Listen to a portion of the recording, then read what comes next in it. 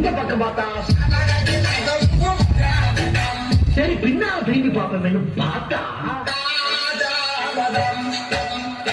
என்னால முடியும். இது என்ன பிரமாதா?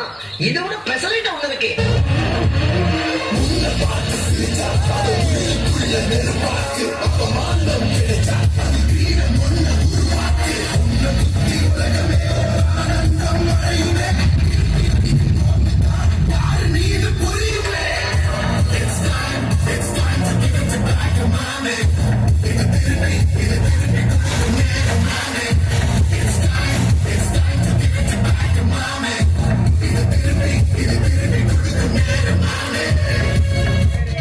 இந்த ஆட்ட போதுமா குழந்தை?